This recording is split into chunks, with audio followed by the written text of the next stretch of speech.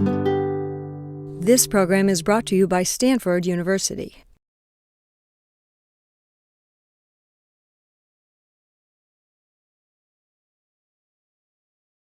Good evening, and welcome to the Roger W. Hines Lecture for the 2008-2009 academic year.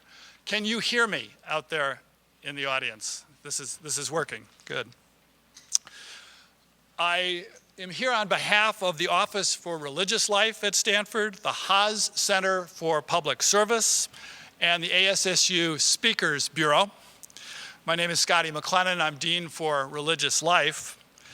In the mid-1990s, the James Irvine Foundation established the Hines Lectures in Religion and Society, and this series is intended to bring to the Stanford campus leading thinkers who examine the interaction of systems of belief and practice with human groups and societies. Recent Hines Lectures have included the Dalai Lama, Karen Armstrong, Bart Ehrman, and Amy Jill Levine. There's much to honor in Roger Hines and his legacy. A professor of psychology, then dean, then vice president at the University of Michigan. He came to the University of California at Berkeley, where he served as chancellor from 1965 to 1971. Hines led the American Council on Education and then the Hewlett Foundation until his retirement in 1992. For many years, he lent his energy and wisdom to Stanford, having become a regular participant at its Memorial Church and a consultant to university leaders. We're delighted to honor him again this year with tonight's lecture, and I'm grateful to Religious Studies Professor Robert Gregg, formerly the Dean for Religious Life, who worked with the Irvine Foundation to establish this lecture series. I'm also indebted to the Haas Center and the ASSU for their co-sponsorship, and I want to recognize the help that was provided by the Rathbun Fund for exploring what leads to a meaningful life, and its program manager, Na-Sun Cho, who's been the central organizer of tonight's event. And I now turn the program over to ASSU President Johnny Dorsey, who will introduce this year's Roger W. Hines Lecture. Hi. I'm going to start by reading over Dr. Patel's bio, and then I'm going to focus a little more on why I'm personally so excited that he's here tonight. So on to the bio. Eboo Patel is the founder and executive director of the Interfaith Youth Corps, a Chicago-based international nonprofit working to build mutual respect and pluralism among religiously diverse young people by empowering them to work together to serve others. He is the author of Acts of Faith, the story of an American Muslim, the struggle for the soul of a generation. Eboo holds a doctorate in the sociology of religion from Oxford University, where he was a Rhodes Scholar. He writes The Faith Divide, a featured blog on religion for the Washington Post, and he's also written for the Harvard Divinity School Bulletin, the Chicago Tribune, the Clinton Journal, the Review of Faith and International Affairs, the Journal of College and Character, and the NPR. Eboo serves on the Religious Advisory Committee of the Council on Foreign Relations, the National Committee of the Aga Khan Foundation USA, the Advisory Board of Duke University's Islamic Studies Center, and the National Board of the YMCA. He's spoken at the TED Conference, the Clinton Global Initiative, the Nobel Peace Prize Forum, and at universities around the world. Eboo is an Ashoka Fellow, which means he's part of a select group of social entrepreneurs whose ideas are changing the world. He was named by Islamica magazine as one of 10 young Muslim visionaries shaping Islam in America. And he was chosen by Harvard's Kennedy School Review as one of 5 future policy leaders to watch. And he was also recently given an honorary doctorate from Washington and Jefferson College. That's a pretty impressive list. We were joking that we would read it all because he looks about 25. And we want you to know that he's done just amazing things in this field. But now I want to talk about why I am so excited that he's here tonight. I got to see Eboo give a speech about 2 years ago at a conference It was a long conference, and I was really tired, and I thought before going in, I'm not that into religion. I'm not sure how this applies to me. And as soon as he started talking about kind of his vision of America and the world and the importance of religion and how youth, we are the people who have to help build pluralism in the globe, I was just blown away. And so I saw him in September at this conference, and I pretty awkwardly stalked him for a while and then pounced on him and said, truthfully, Eboo, you made me cry at that speech 2 years ago. You've got to come talk to our campus about the work you're doing. And so I'm extremely excited that he's here today to share with us. First, I'm going to play a movie, and then he's going to come up. But before that, I want to share 2 quick things. There are some workshops that are being led by leaders from the Interfaith Youth Corps. And one of them is tomorrow from noon to 1:30. It's Religious Pluralism 101.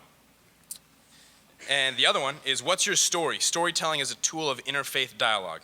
That one is at 3:15 to 5:15. There are flyers for both of these outside, and you can sign up at the end of this lecture.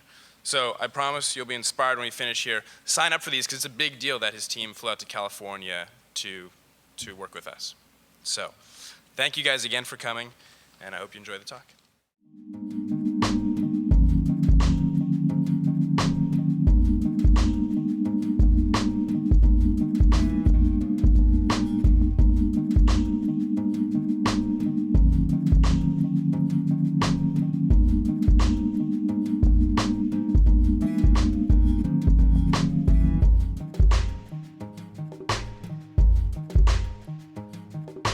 I'm gay, Arab, Palestinian, and Christian, and every single one of my identities hate each other. It's not part of being American to be Muslim. In fact, people don't think Muslims are Americans.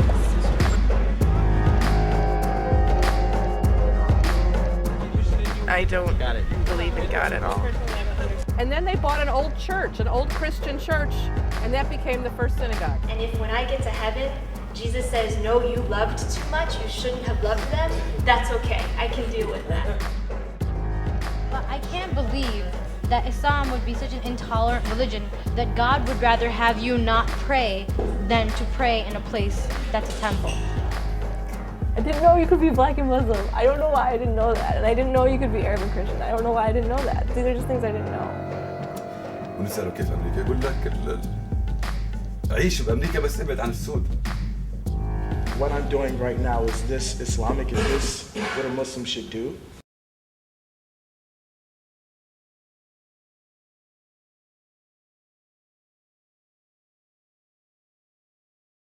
Oh no. The first thing back then when I thought a Muslim was Osama bin Laden.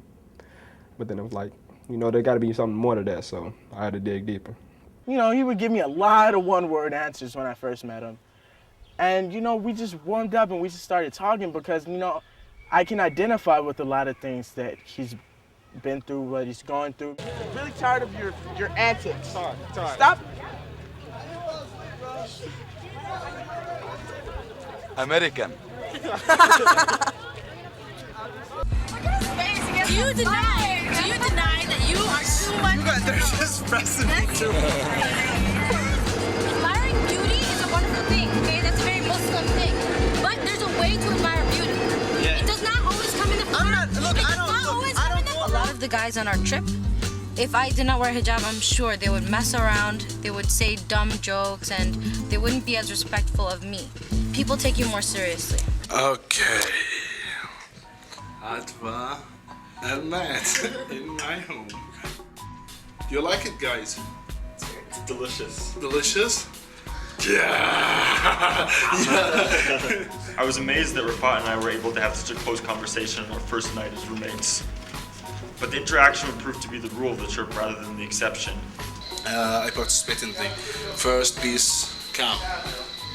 First peace camp between Jordan and Israel. Wow. That's Shirley. Shirley? Shirley is like an Israeli girl. Actually, I got my first kiss from Shirley. Oh. Yeah, my first. I assumed that Jordanians did not like Israelis and did not like Jews.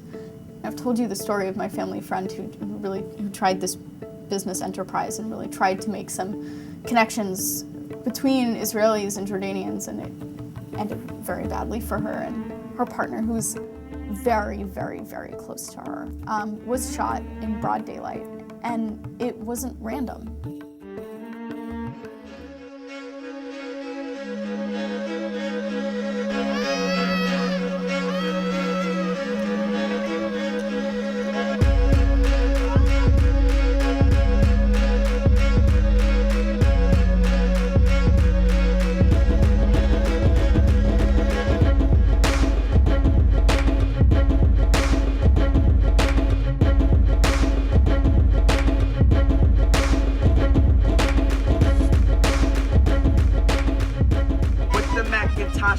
Try to get Macintosh dough. That means trillions and billions and millions and thousands.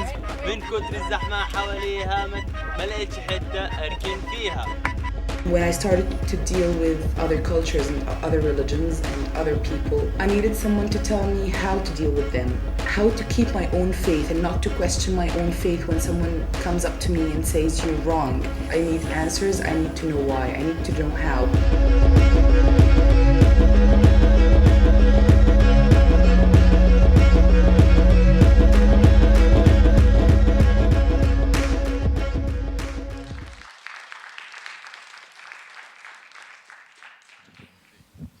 Evening. So, if you travel in certain circles in Chicago, and I imagine the rest of the country, about the only question you were asked between early November and mid-January was, are you going to the inauguration? And my standard answer for 3.5 months was, why would I pay $1,000 to sleep on somebody's floor and freeze outside with 2 million of my fellow citizens? And then about a week before the inauguration, I decided, well, maybe I'll go, which meant that I had the privilege of paying $3,000 to sleep on somebody's floor and freeze outside with 2 million of my fellow citizens, to watch something on a Jumbotron outside, which I could have watched in my living room inside. And I wouldn't have given it up for the world.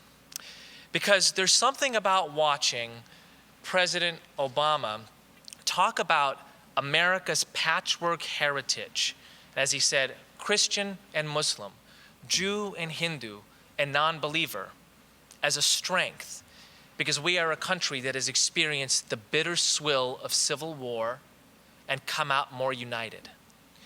And to be surrounded by that patchwork heritage, and to watch 2 million of that patchwork heritage try to make their way out of the National Mall after that inaugural address.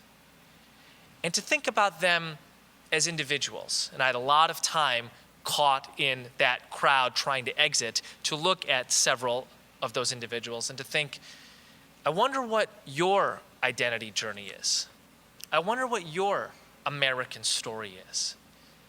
And to connect that moment to the time when Barack Obama first exploded on our screen 4.5 years ago at the Democratic National Convention, when he began that talk with the story of his grandfather in Kenya, a domestic cook to the British, who believed in education, believed in a dream, and sent his son to America, all the way to Hawaii, where that Kenyan met a Kansan and had a son who would be the future president of the United States. As Barack told that story at the DNC, I kept on seeing flashes of his first book, Dreams from My Father, where he basically struggles with his multiple selves. You know, Kansan and Kenyan, community organizer and corporate lawyer, white and black, East Coast and West Coast, and comes to the end of that to understand those different identities, not as mutually exclusive, but as mutually enriching. And a huge subtext of that book is this isn't just the journey of Barack Hussein Obama. This is the story of a nation. The story of a country that was begun within remarkable diversity, and that was not based on an ethnicity, not based on a religion, but based on an idea. And a part of that idea is that people from the four corners of the earth can come and build a nation together. There's a line in the work of the political philosopher Michael Walzer. The challenge of America is to embrace its differences and maintain a common life. And interestingly, we see that resolved in our president. We see that in microcosm. You know, there's a great line in the work of William Blake. You see a world in a grain of sand and a heaven and a wildflower, to hold eternity in the palm of your hand and infinity in an hour. We watch America in Barack Obama. You know, the kind of resolution of that Whitman-esque idea that, do I contradict myself? Very well then, I contradict myself. I am large. I contain multitudes. And the next day, I had the privilege of being at the National Cathedral and watching a dimension of America's multitudes pray in the presence of the first black president of the United States of America.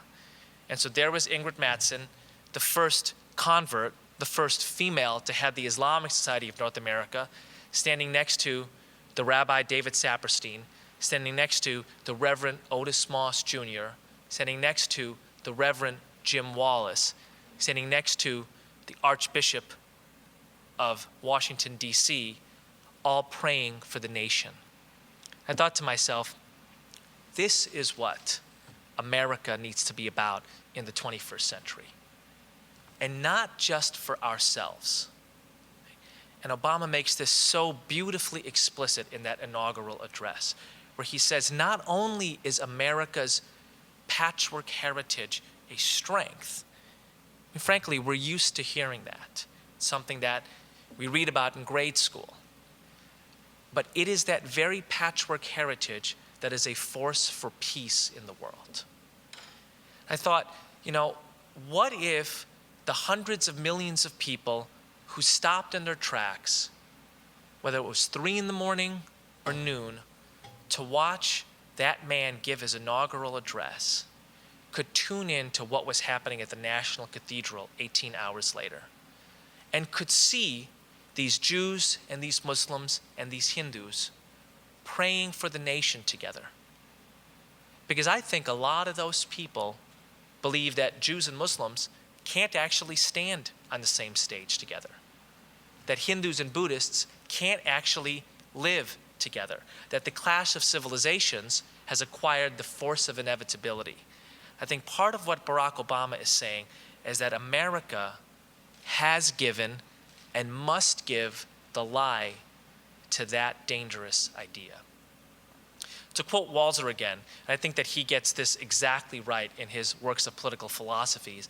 He says that, you know, in the beginnings of the tradition of political philosophy, there was this notion that democracy was possible only under the condition of homogeneity, that you had to have a polity which was entirely Christian or entirely of one ethnic stock in order for people to feel invested in voting for a leader that they all bought into, whether or not they actually cast their vote for that individual. Walzer writes about this for a little bit in his book, What It Means to Be an American. Then he takes a break, and in the next section, he says, until America.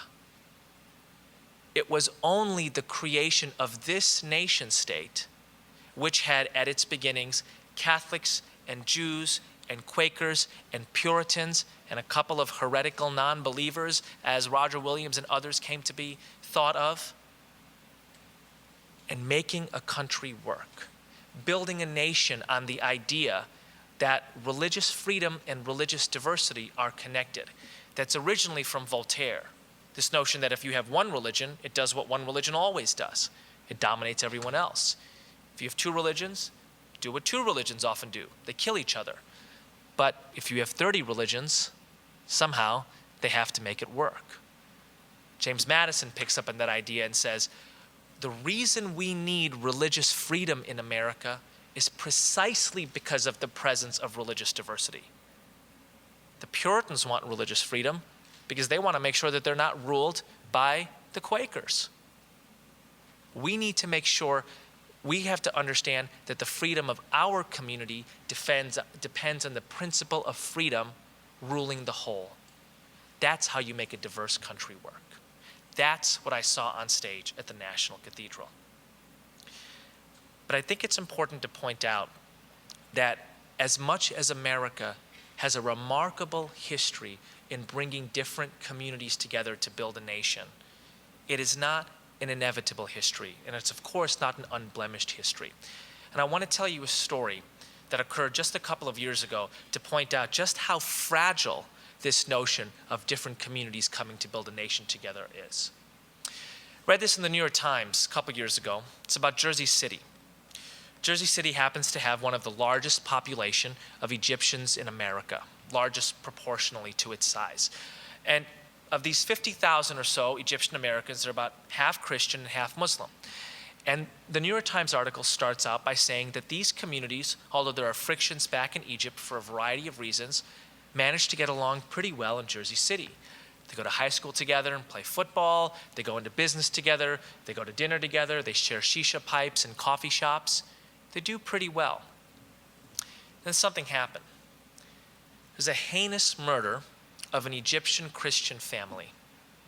And this causes profound repercussions between these communities. A deep sense of tension sets in. One limousine driver says there is no trust anymore between Egyptian Muslims and Christians in Jersey City. There are fights in high schools, there are yelling matches in neighborhood grocery stores, there's a sense of your kids can't play with my kids anymore, fracturing along the lines of religion. And there's this kind of subtext to this New York Times piece that this is inevitable. Just like Christians and Muslims in Egypt have for many generations and centuries had tension, so will that ultimately sow itself in America. Now think about this for a second. Think about the implications of that. America is the most religiously diverse country in human history. Nowhere else have so many people from so many different religious backgrounds gathered in a single polity. We're also the most religiously devout nation in the West.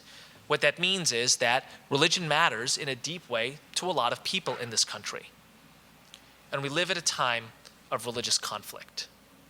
So, if it is in fact the case that the tension between Christians and Muslims in Egypt, Sunnis and Shias in Baghdad, Catholics and Protestants in Belfast, Hindus and Muslims in Bombay, will somehow travel, they would travel here.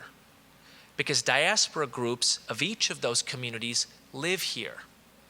Is it possible that Belfast, Bombay, Baghdad somehow manifest themselves in Boston?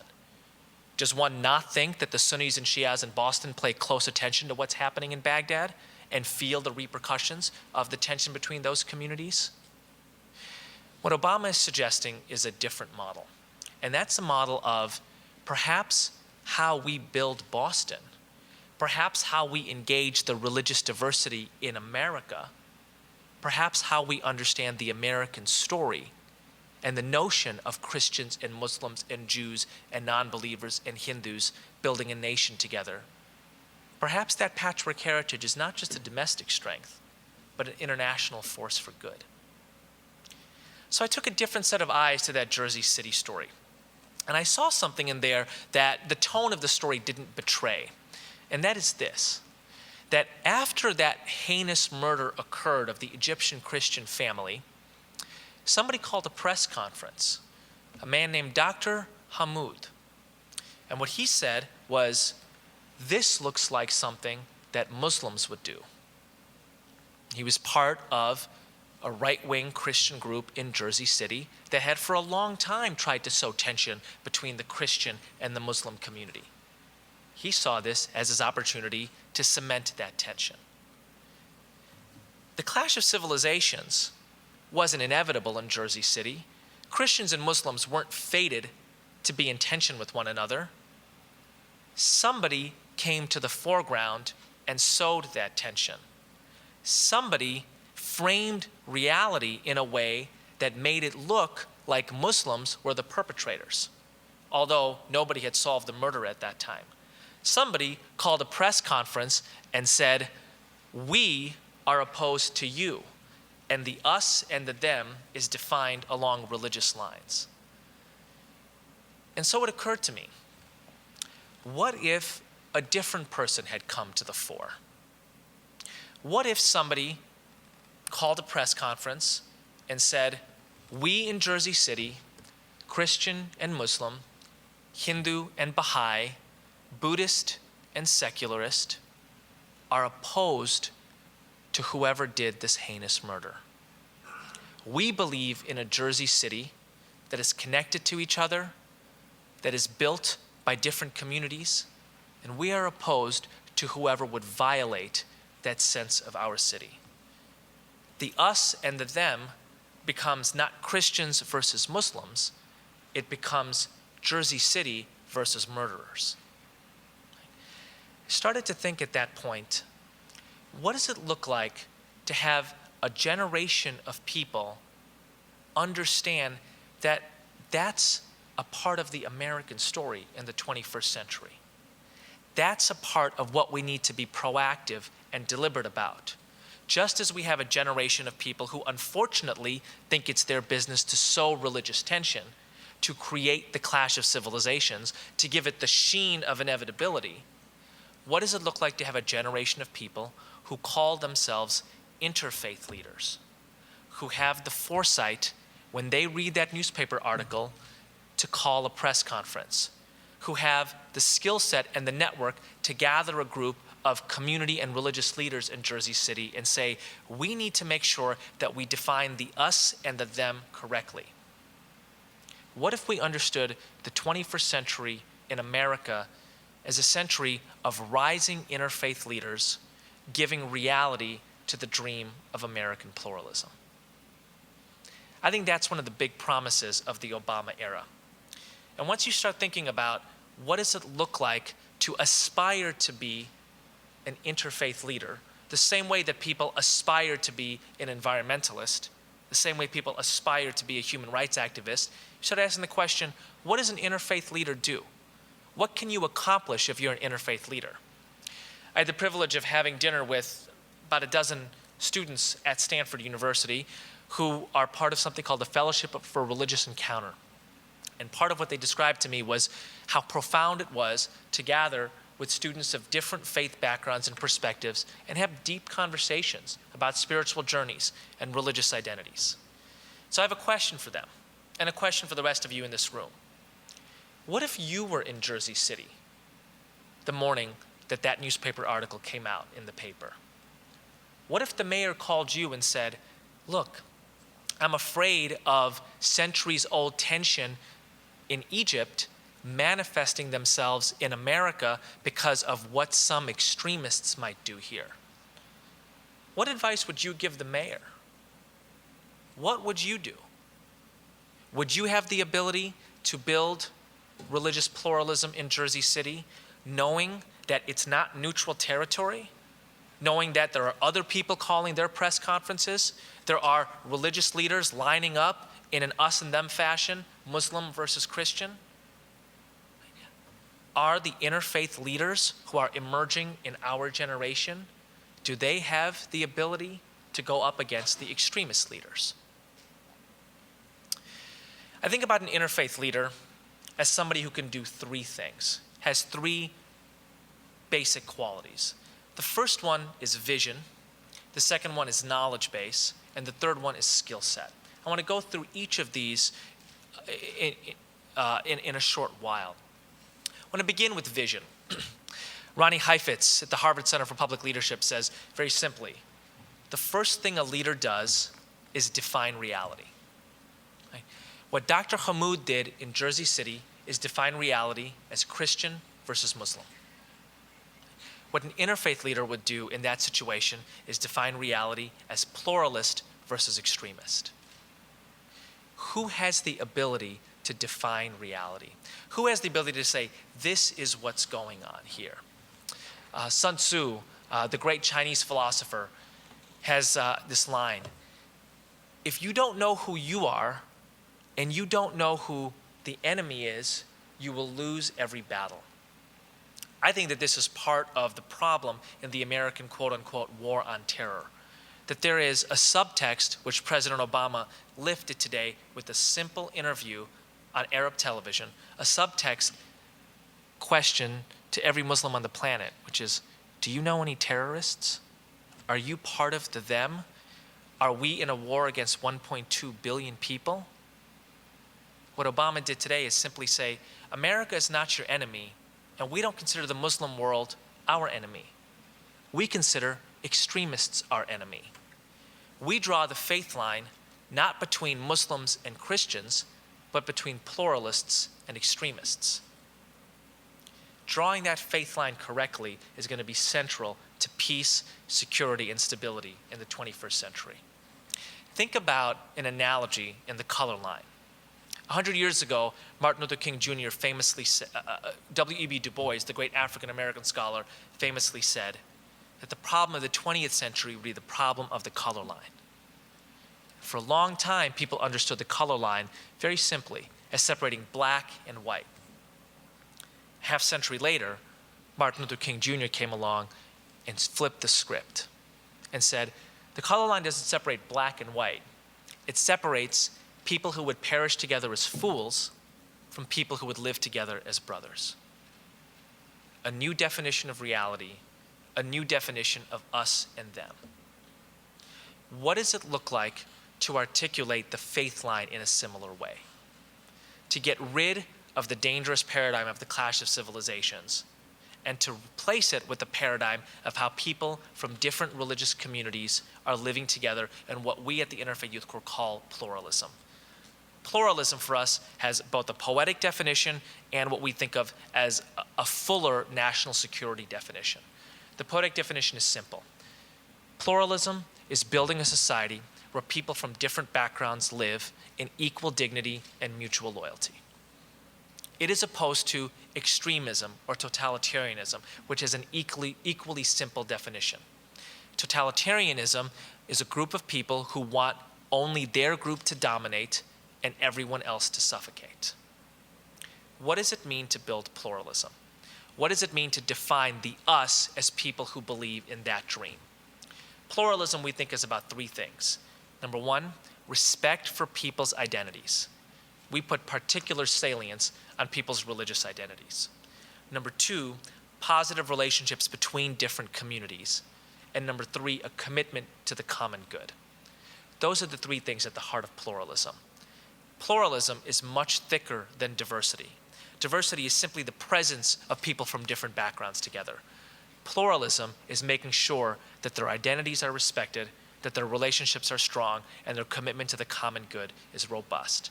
And the first thing an interfaith leader does is have that paradigm, have that vision, walk through the world with those eyes. And if you do that, it changes everything. It changes the way you read the New York Times.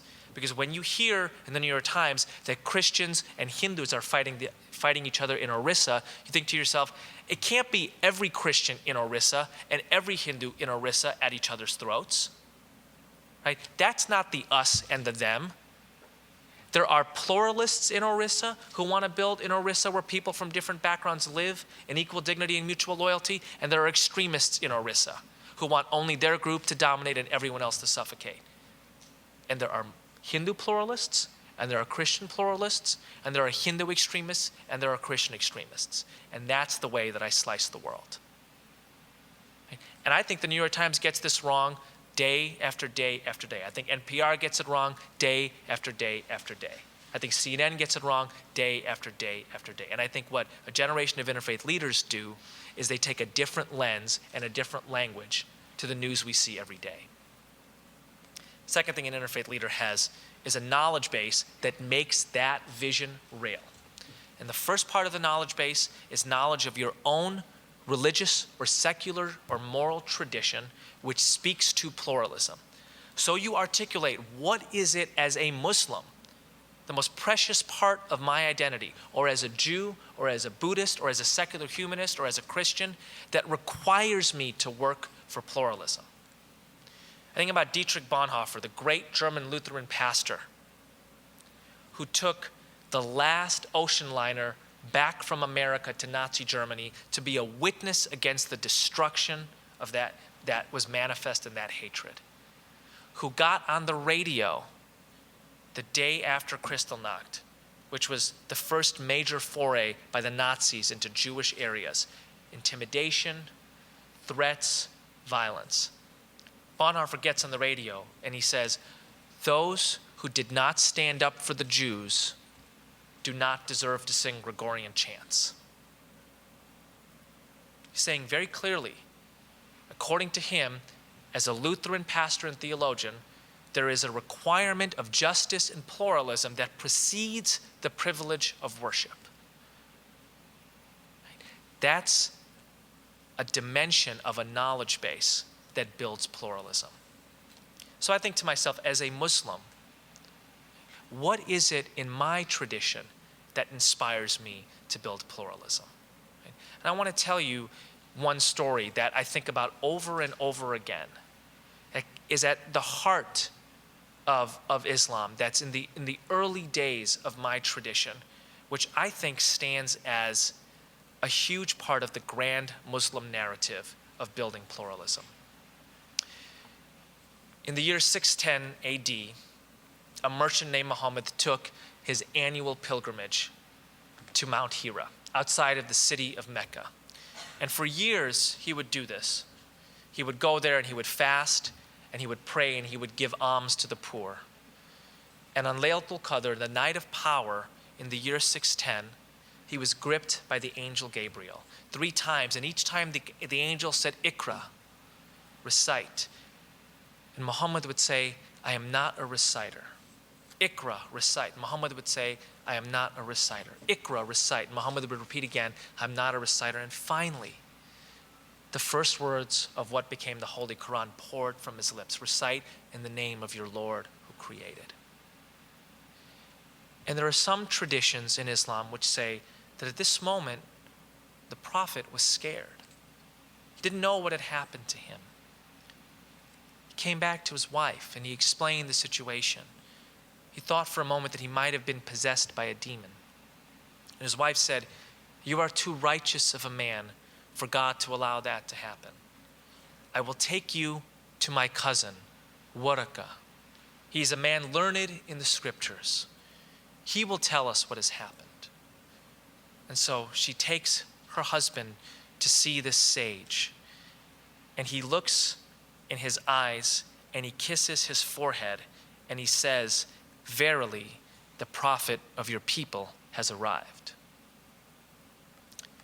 The description of Waraka in the Muslim tradition is that he was learned in the scriptures.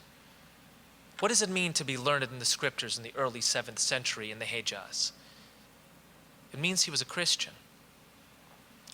The person who recognized Muhammad's prophethood was a Christian, who, the traditions tell us, never converted to Islam, stayed rooted in his own tradition, but had respect, admiration, I would like to think love, for this new civilization, this new tradition emerging in his midst. And I think to myself, if that's the creation story of my faith, that it was recognized first by someone from a different tradition, that's a huge call to me. It's a huge call about how I treat people from different religions, how I respect them, how I admire them, how I love them. So what is it in your tradition, Christianity or Buddhism or humanism or Judaism, that calls you, that requires you, that moves you to the place where Bonhoeffer was, so that you think to yourself, I am required, I am called to build pluralism. I think that's the first dimension of the knowledge base of the interfaith leader. I think the second dimension of the knowledge base is to know something of somebody else's tradition that would call or require them to build pluralism. What is it in Judaism that calls Jews to do that? Who is Hillel? Who is Heschel? What does it mean that this great rabbi who marched with King and Selma would come to Union Theological Seminary in 1965 and give a talk called No Religion is an Island? Right? What are the dimensions of other faiths where the dimensions of mind that speak to pluralism connect? That's the second part of the knowledge base of an interfaith leader. The third part of the knowledge base is what is it in your nation, this other grand narrative that we belong to, that speaks to pluralism? You know, there are folks out there who want to say America is only a Christian nation. Everyone here, everyone else here is here at our welcome. Effectively, second-class citizens. They don't participate in the same way that we do. There's a dimension of this country that believes that. And part of what they do is they tell a story of America which speaks to that ideal. They have a knowledge base which backs that up. There are folks who say America is only a secular nation, and part of what you need to do is keep your religious identity out of the public square. And they have a knowledge base and a story that backs that up. So those people who believe that America is a plural nation in which people's different religious identities enrich the public square need a knowledge base to tell that story. And here is my favorite recent chapter in that great tradition of America as a nation of religious pluralism. My friend Keith Ellison, African-American guy in Minnesota, got elected the first Muslim congressperson a couple years ago. And he decided to exercise his constitutional and American right to take the oath of office on the Holy Quran. There was a bit of a hue and a cry in some parts of the country.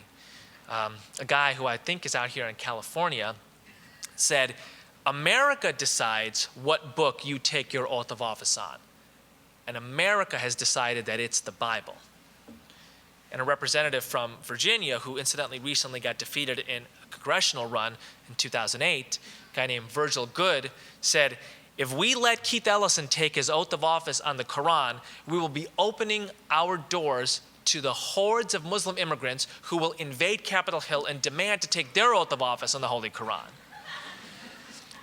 Ellison couldn't quite let that go. He had to remind Representative Good that actually his ancestors had been in America longer than Representative Good's ancestors, and that he felt very much a part of the earliest histories of this nation. Thank you very much.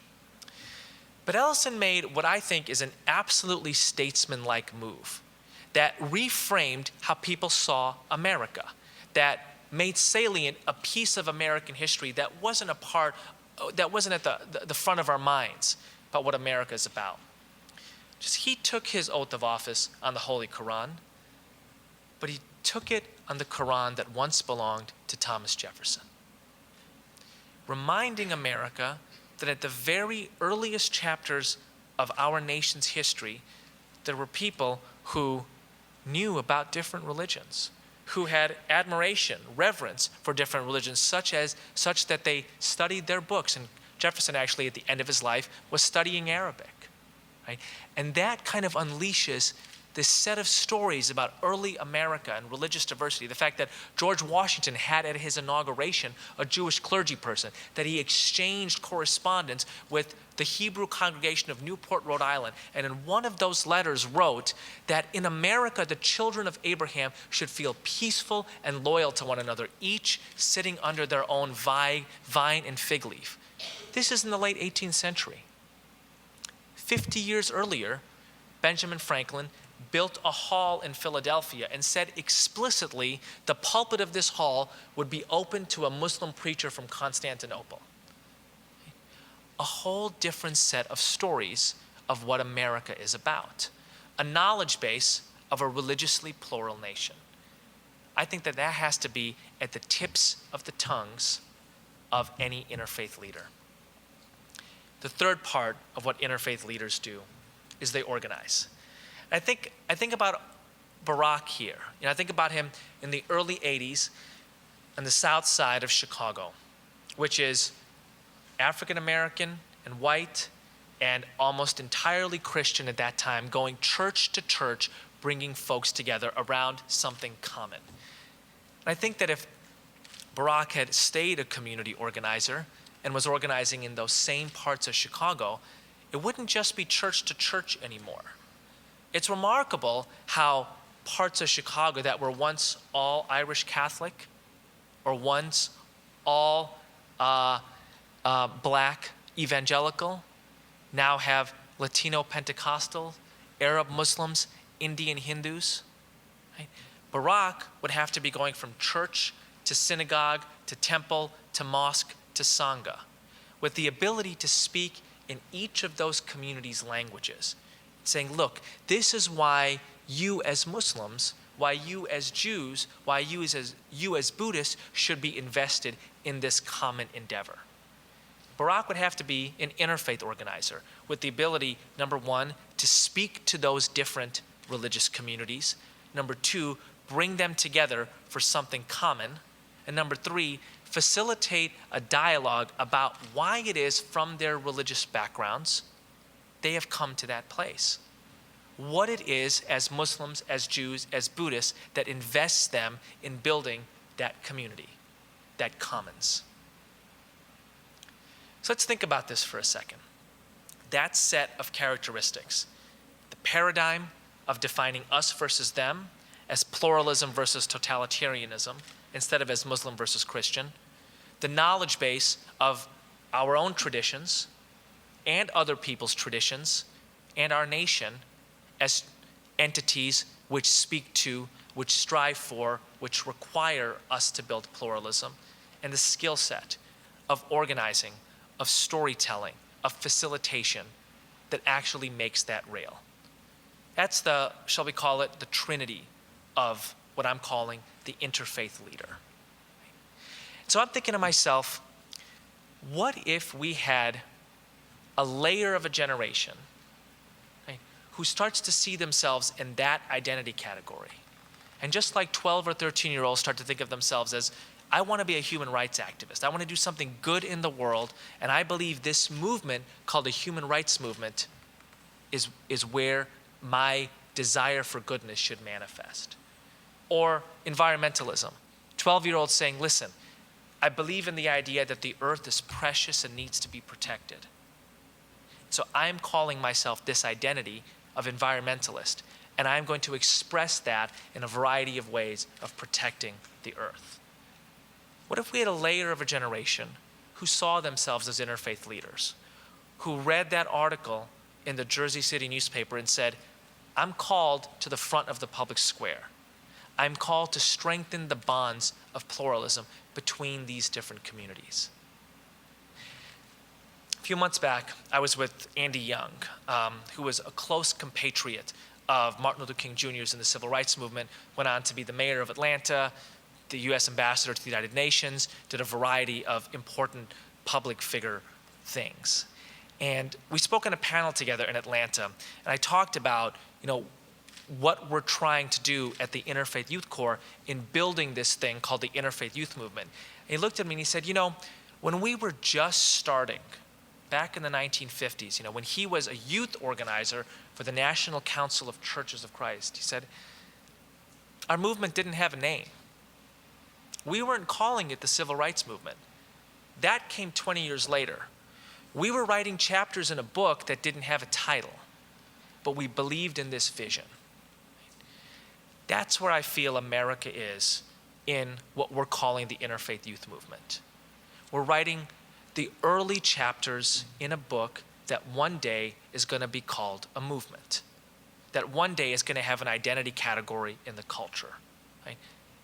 And there's both a sense of profound hope and a little sense of apprehension about that. What does it mean to try to be an early author in that?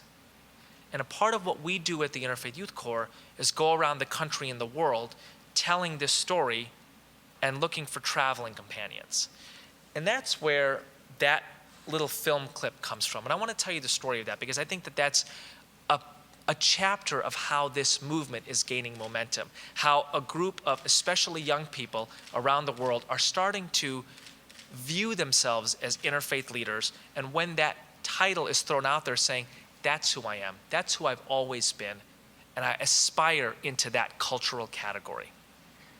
So about 9 years back, when I was first starting the Interfaith Youth Corps, and basically the organization was a glint in my eye and a website, I got an email out of nowhere from this guy named Anas Abadi from Amman, Jordan.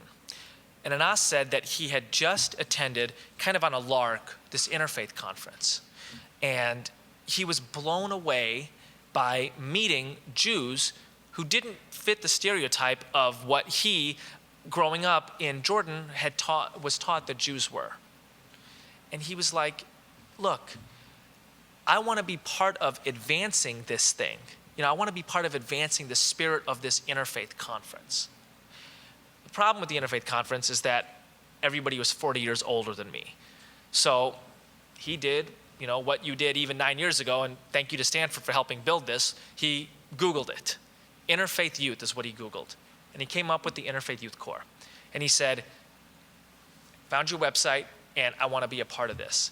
And at that time, I was a graduate student in England, and basically I was, like, well, you emailed me, and you're like the third person who did that, so you're definitely a part of it. In fact, you're in the inner circle, shall we say.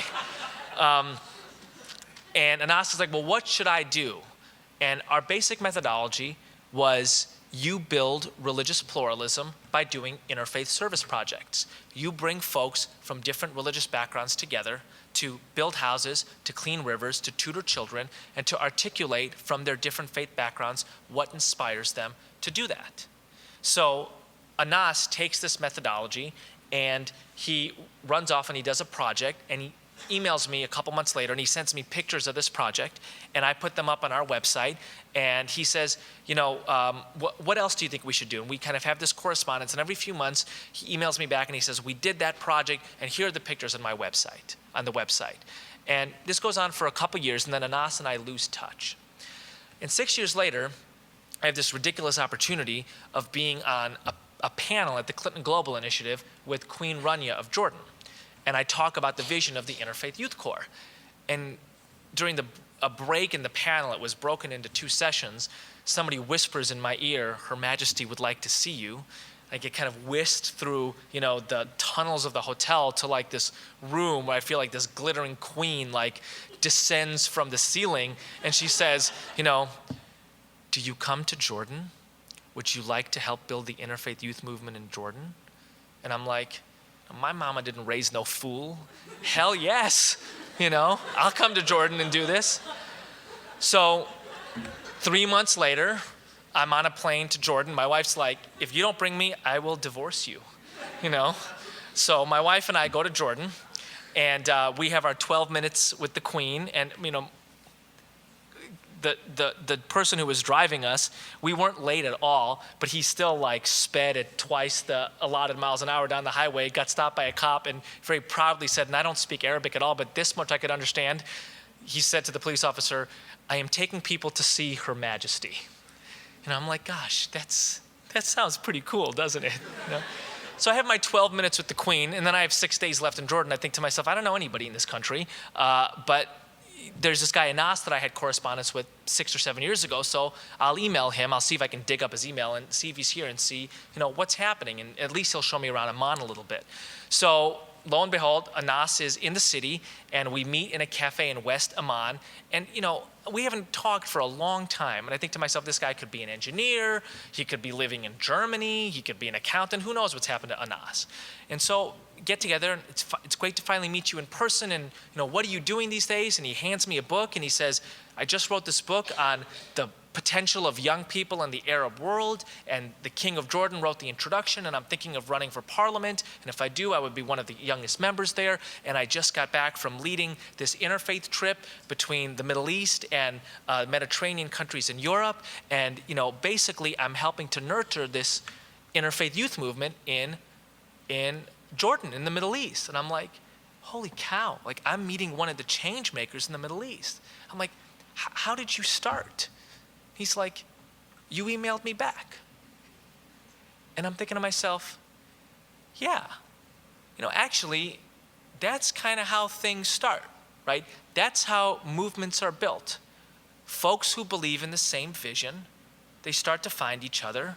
They start to articulate that vision. They start to acquire the knowledge base of that vision, and they start to use their skills to make that vision a reality. And as more and more of them gather in living rooms and in kitchens and in virtual spaces, they start to call themselves a network. And then they start to call themselves part of institutions. And then they start to call themselves a movement. And then you start thinking to yourself, this book that we're writing now has a title. The title is Interfaith Youth Movement. And then you think that this book is actually a part of a series of books. part of, I think, a series of books in America right now under the light of Barack Obama. And what I want to end with is a story of an interfaith leader that you have all heard of, but perhaps not understood in this way. In 1950, a young seminary student at Crozer Theological Seminary in Pennsylvania went to Philadelphia to hear a great Christian leader talk about Christian love and Christian pacifism, Mordecai Johnson. And this young man was blown away that Mordecai Johnson talked about Christian love as being best manifest by a man that Winston Churchill once called a half-naked fakir, a Hindu from India named Mahatma Gandhi. And Mordecai Johnson talked about how the idea of ahimsa that emerges first in Jainism, that Gandhi adopts into Hinduism and manifests in a movement that he calls satyagraha, love force or truth force, has something that resonates with American Christians. And Martin Luther King Jr., 20 years old, in a formative time of his life, sitting in the back of that lecture hall, thinks to himself, holy cow, I've always believed in this idea of Jesus as a peacemaker, of Christianity as a tradition of nonviolence and love, but I've always thought of it as something that was really only for immediate relations, really only for small personal situations. But here is an example of somebody using that idea in another tradition to free a nation. I'm going to put that in the back of my head and file it. 5 years later, when Rosa Parks refused to give up her seat on a bus in Montgomery, Alabama, and a set of senior black pastors were looking for a fresh, young leader to call together the first meeting of the Montgomery Improvement Association, they asked a 26-year-old, recently minted PhD from Boston University named Martin Luther King Jr. to host that meeting. And King spoke of the deep love that was in Christianity. And he spoke of a strategy in which people would boycott the buses, a boycott that they thought would last for maybe a week or a month, and about 370 days later, they're still marching, they're still walking. And the people in Montgomery called that Christian love. And Martin Luther King Jr. would say, yes, it was Jesus who furnished the inspiration, but it was an Indian Hindu who provided us the method. And King was so struck by Gandhi that 4 years later he traveled to India in 1959 and he met with Nehru, and he saw the remnants of Gandhi's Satyagraha movement. And what he was most blown away by was that it wasn't just a Hindu movement. That Abdul Ghaffar Khan, people would call the Muslim Gandhi, the frontier Gandhi, walked side by side with Gandhi into Indian villages, alternately speaking from the Holy Quran and the Bhagavad Gita. That there were Sikhs and Jains and Buddhists and Christians who were a part of that Satyagraha movement. King watches religious diversity coming together to free a nation. King starts to see Gandhi as an interfaith leader, and he starts to absorb that worldview. And he returns to Montgomery, Alabama, and he gets up in the pulpit of Ebenezer Baptist Church in 1959 in a provincial city, and he speaks these words, "O God, O Heavenly Father, we call you this name, but we know some call you Brahma, and we know some call you Elohim, and we know some call you Allah, and we know some call you the unmoved mover." 4 years later, 1963, King comes to my city, Obama City, Chicago, and he gives his sermon on the Hebrew prophets. Let justice rain down like waters and righteousness like a mighty stream. And in the back of that room is a man who had barely escaped 6 weeks away from Auschwitz. Just got out before Hitler's death camps got him. Sitting, listening to King's lecture and thinking to himself, I hear the Hebrew prophets in this man's voice. And the Rabbi Abraham Joshua Heschel decides that the soul of Judaism is at stake in the civil rights movement. And he marches arm in arm with King in that famous picture at Selma, the man with the long beard is Rabbi Heschel. And he says at the end of that march, you know, we have different liturgies, we have different forms of worship, but I have to tell you that at Selma with King, I felt like my legs were praying. And 3 years after that, it is correspondence with the Buddhist monk Thich Nhat Hanh that brings King to Riverside Church, where he says, I am here to speak out against the Vietnam War because I have one loyalty above every other loyalty, above race or nation or creed. I am a Christian. I am the son of the living God, and it is my Christian commitment, incidentally provoked by a Buddhist monk who King nominates for the Nobel Peace Prize, that brings me to this pulpit and requires me to speak for the least of these, which today is the Vietnamese. And in that sermon where King says, my highest loyalty is to Jesus Christ, he also says, the Hindu, Muslim, Jewish, Buddhist belief is that love is the supreme unifying principle of life. And then he follows that by quoting from St. John. That's the journey of an interfaith leader. Somebody who is deeply rooted in the tradition that he comes from. King says, many people want to make of me many things, but at bottom, I'm the son of a Baptist minister, and I am the grandson of a Baptist minister. And living that commitment is the highest thing I will ever do. His loyalty to that tradition is joined almost musically by his understanding of all traditions as having the shared value of love, and his willingness to articulate that shared value in his own particular language, the language of Christianity. And it's in a book that King publishes that year that I think he articulates this vision. And I wouldn't be surprised if this is the book that Obama got this notion of America's patchwork heritage being not only our domestic strength, but our international force for peace. It's a book called Where Do We Go From Here, Chaos or Community? And I'll end with this section. King talks about this ancient novelist who, in his papers at his death, were found notes of a final novel.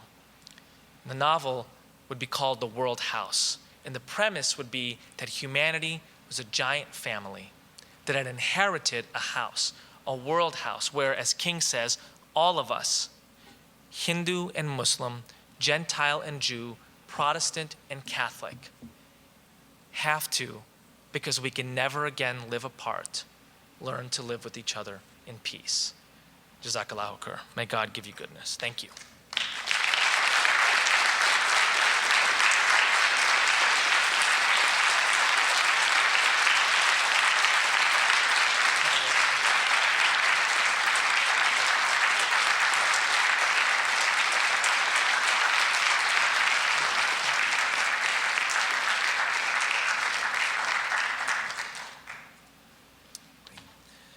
So let's talk.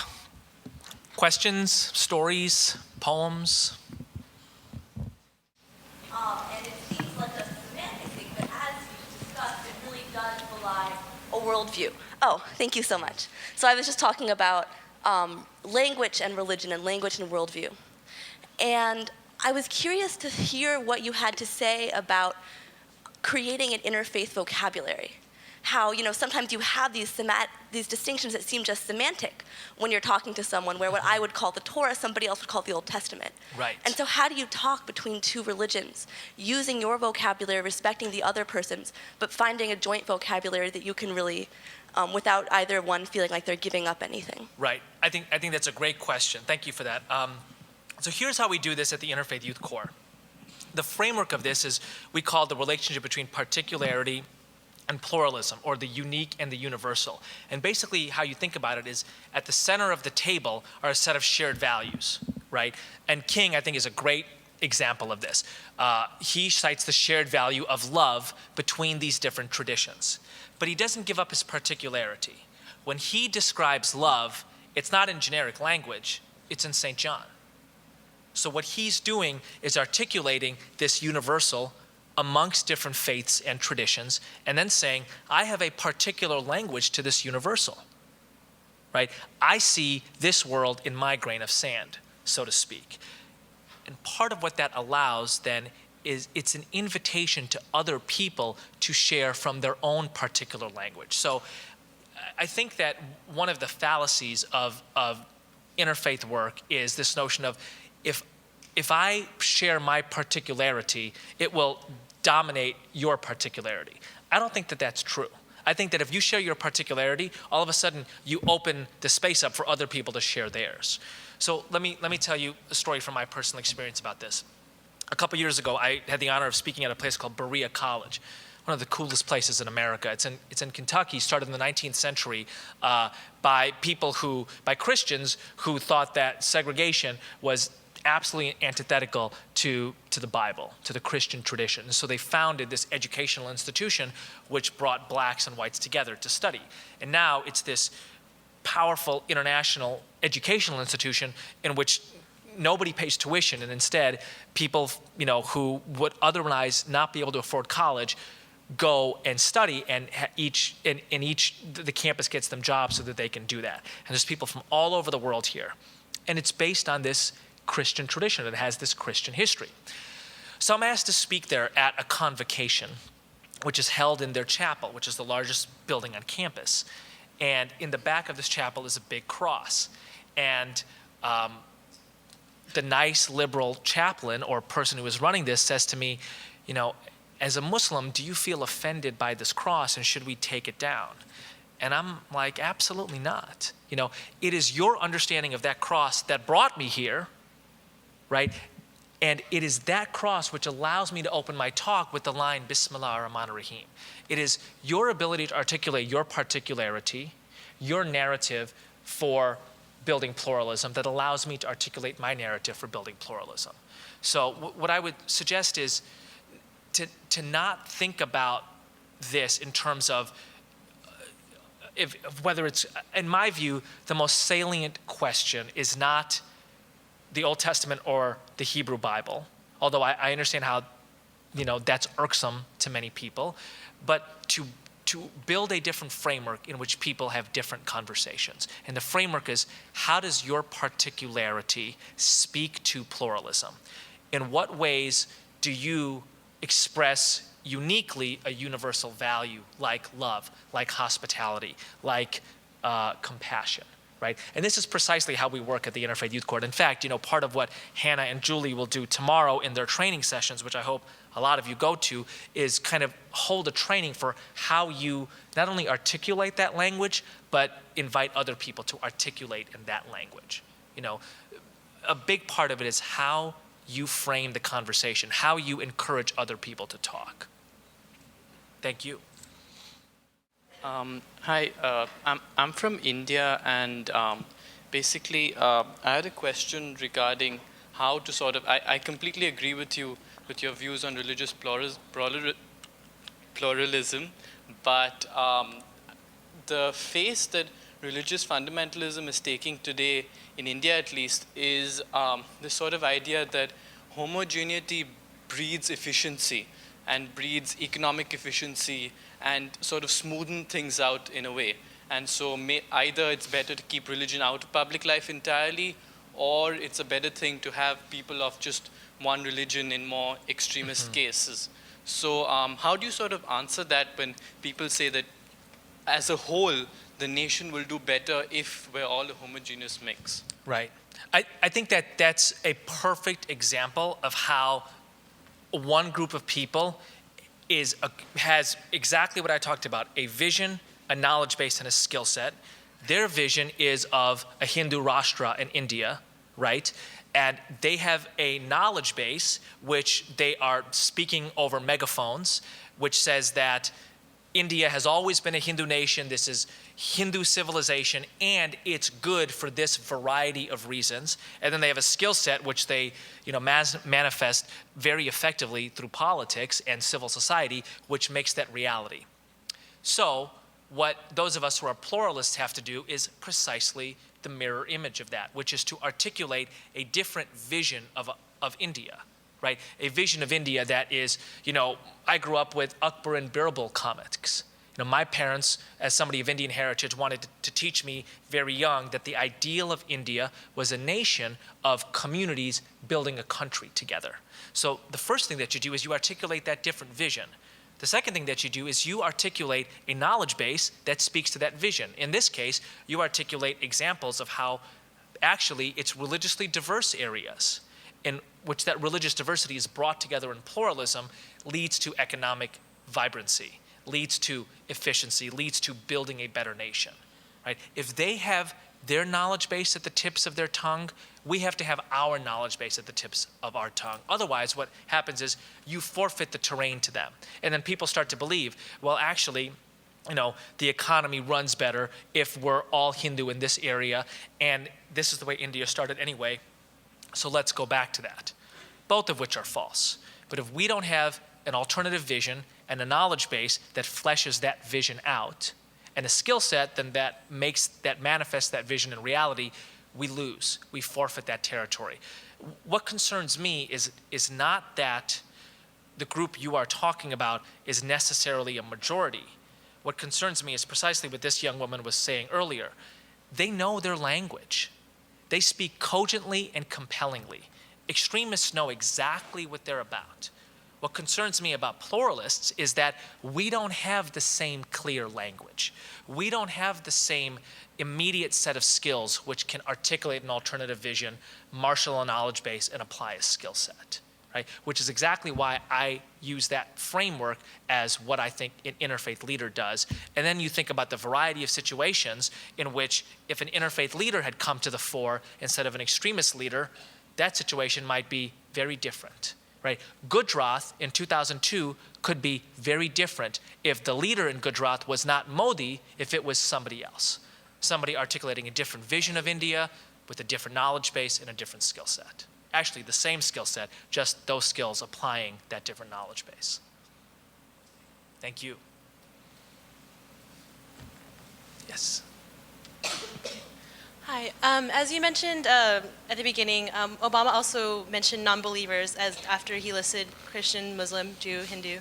And so I was wondering what role atheists and agnostics and spiritualists have in your vision of pluralism. How do you engage with people who either don't have a faith or have a faith that comes from not from organized religion, from a very personal source? Right. I mean, they are part of this movement in an equal way, just like everybody else is.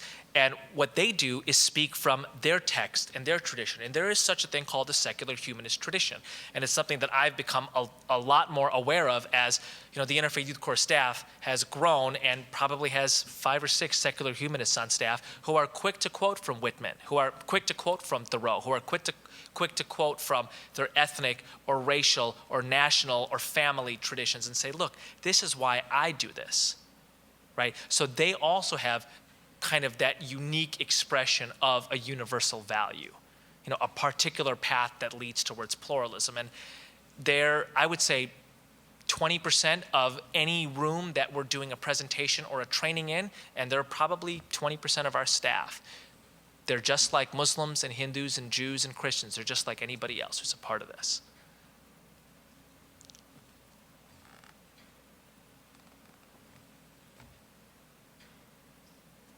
Yes. I have a question, but I'm trying to figure out. Okay, I'm trying to figure out how to articulate this.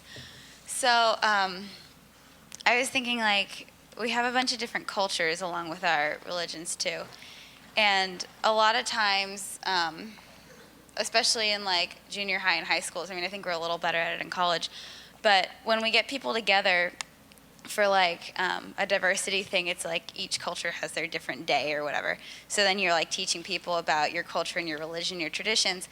but then at the same time that's kind of splitting it up. And then a lot of times, even if you're doing that, you don't know enough about your own religion or your own culture to be able to teach someone else or to talk about it and defend. And we go to St. Mary's College, and we have this program called the seminar program. So we learn through like arguing with people and stuff like that. It's a blast. But I mean, like, sounds like our staff.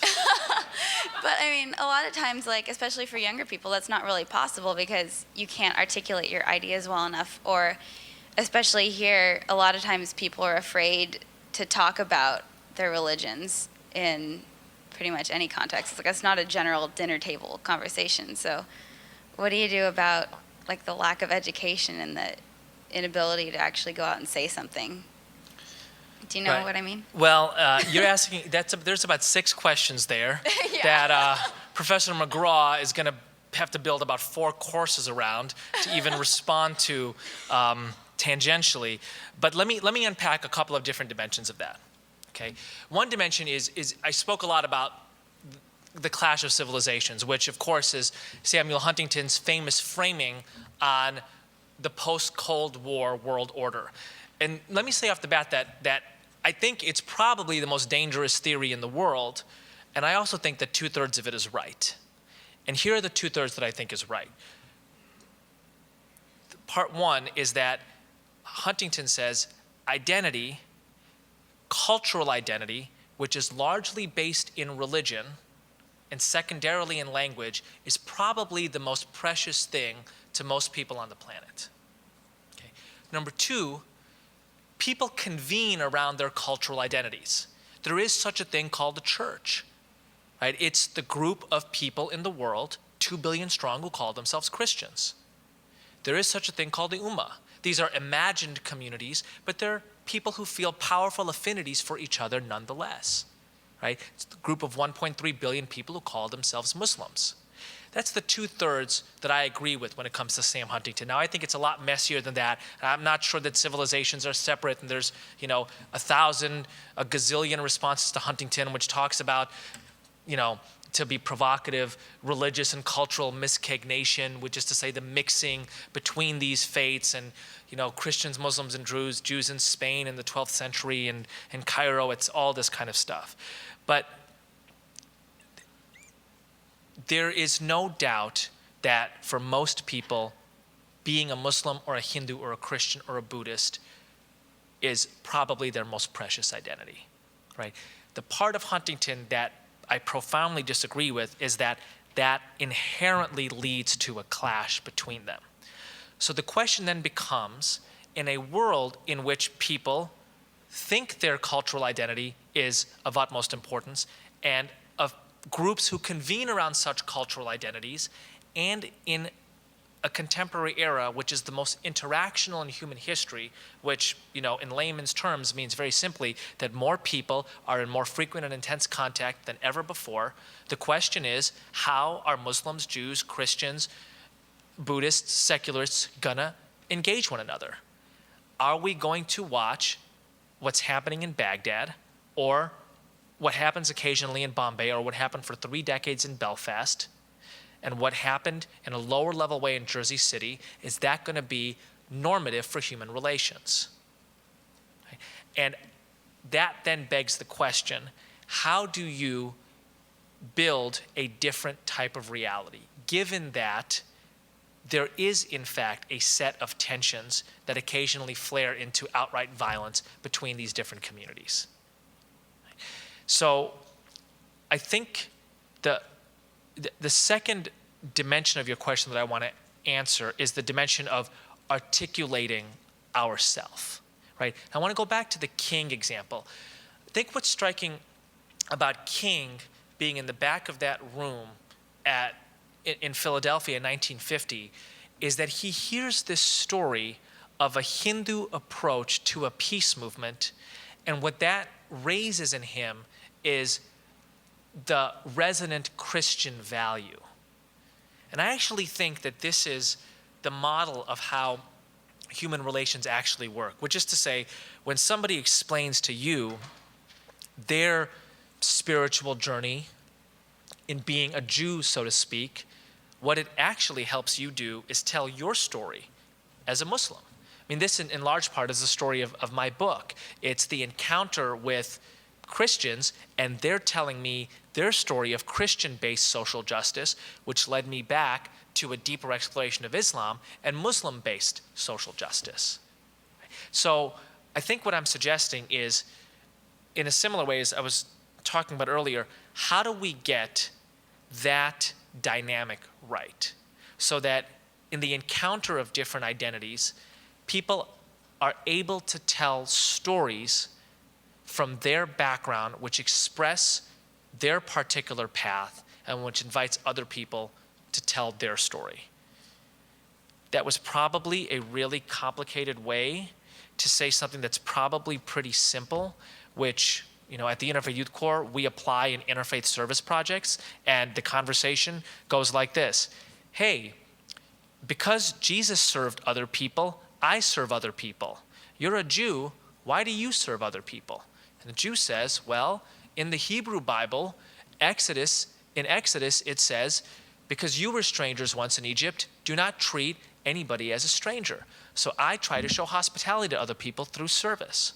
And what you have there is this encounter, people from two backgrounds, each telling stories from their background. That makes sense? Yeah. Okay. You still ask Professor McGraw to teach that class, though. That's cool. Maybe one final question? Yes. Okay, it kind of has to do with the definition of extremism that you sort of give with pluralism and extremism, right? So when I first thought of extremism, I thought like more orthodox or extremism in your religion. So my question is, how do you clearly distinguish, you know, like the people who don't accept others versus people who are actually like really religious? Right. I think that's a great question. I mean, the way that we do this at the Interfaith Youth Corps is we separate theology from sociology, or heaven from earth, so to speak, and which is to say that an extremist is not somebody we think who thinks that only their people are getting into heaven, right? An extremist is somebody who wants to dominate other people on earth, who wants to say America is only for Christians and everyone else is a second-class citizen. India is only for Hindus and everyone else is a second-class citizen. Egypt is only for Muslims and everyone else is a second-class citizen, right? And so I actually disagree with people who think that extremists are people who have theologically, quote-unquote, conservative views. I think that having a theologically conservative view is a legitimate and honored interpretation of any religious tradition. And simply because one thinks that only one's own community is getting to heaven, that doesn't in any way make one an extremist unless there is some manifestation of that on earth.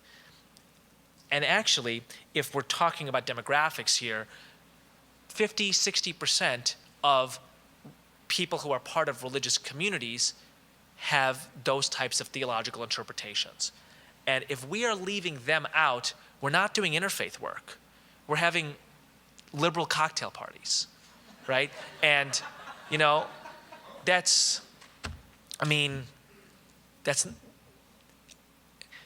as nice as liberal cocktail parties with sparkling water and smelly cheeses are, I don't think that that's going to build pluralism. I think what's going to build pluralism is the encounter of deep theological difference with, if I can be fancy about this, profound sociological overlap. So, if you think back to Heschel and King, right? Heschel, who's an Orthodox Jew, King, who's a deeply committed Baptist minister, who says, my highest commitment is to the Son of the living God, and I'm not watering that down, marching together in Selma. It's not that King believed in Heschel's theology, it's that they both believed in an earth where people lived in equal dignity and mutual loyalty. Who knows what they thought of each other's ideas of heaven? What was important, or what was salient for them, was that they shared a vision of earth. So at the Interfaith Youth Corps, we have people who don't think that I, as a Muslim, am going to the same place as they are after we die. And they say to me, I'll pray for your soul in church on Sunday. and I'll come ready to work on Monday to build the dream of sociological pluralism. And occasionally I have to remind them that they don't control heaven anyway, so they can think whatever they want about me. You know, I occasionally have to tell Rick Warren that also, you know. But people like Rick Warren, who have an exclusivist theology, do really powerful work in places like Africa. And there is a profound overlap between my Muslim sense of social justice and his Christian sense of social justice. And I would much rather have the conversation about what can be done around reconciliation in Rwanda or AIDS and malaria in Africa than argue ad infinitum about something that neither of us control, which is heaven.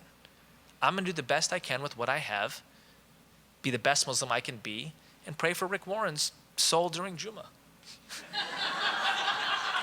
Thank you.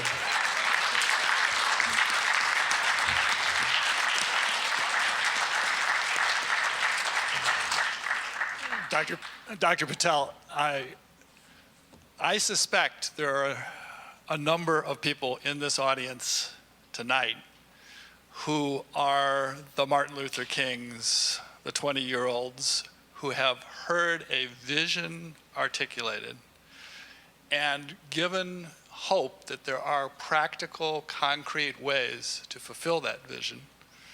And I thank you for bringing that to us. I wish you the best and your organization the best.